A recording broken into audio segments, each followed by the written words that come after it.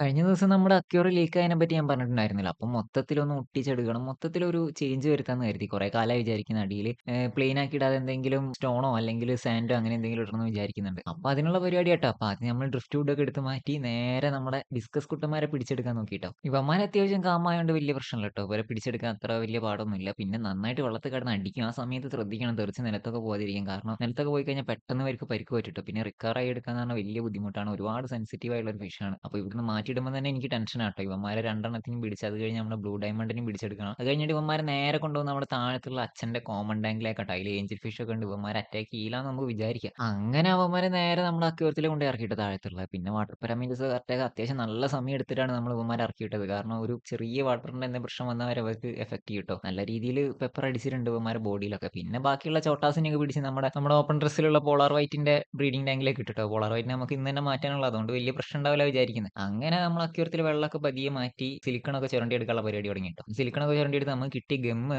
White ആണ് കേട്ടോ. പിന്നെ ഞാൻ അഡ്ജസ്റ്റ് ചെയ്തു കാരണം നമ്മുടെ ബാക്ക്ഗ്രൗണ്ടും വൈറ്റ് ആണല്ലോ. അപ്പൊ അതുകൊണ്ട് വലിയ പ്രശ്നം ഉണ്ടാവില്ല വിചാരിക്കുന്നു. പിന്നെ താഴത്ത് വരുന്ന ഭാഗത്താണെങ്കിൽ ഇത്തവണ സാൻഡോ അല്ലെങ്കിൽ സ്റ്റോണോ എന്തെങ്കിലും വെക്കണം എന്ന് വിചാരിക്കുന്നുണ്ട്. അപ്പൊ താഴെ ചെന്ന് നോക്കിയപ്പോൾ നമ്മുടെ ഡിസ്കസ് കുട്ടന്മാർ താഴത്തെ ടാങ്കിൽ ഏകദേശം സെറ്റ് ആയിട്ട് കിട്ടും. നല്ല രീതിയിൽ പെപ്പർ അടിച്ചിട്ടുണ്ട്. അത് നല്ല രീതിയിൽ ഇവന്മാർക്ക് സ്ട്രെസ് ആയതുകൊണ്ടാണ് പിടിച്ച് നമ്മൾ പുതിയ ടാങ്കിലേക്ക് ഇട്ടല്ലേ. അപ്പൊ ഇന്നത്തെ വീഡിയോയിൽ ഇത്രയേ ഉള്ളൂ. അടുത്ത പാർട്ടിൽ മുഴുവൻ വിശേഷങ്ങളായിട്ട് നമുക്ക് കാണാം. ഇഷ്ടപ്പെട്ട എല്ലാവരും കൂടെ ലൈക്ക് ചെയ്യുക, ഷെയർ ചെയ്യുക, സബ്സ്ക്രൈബ് ചെയ്യുക.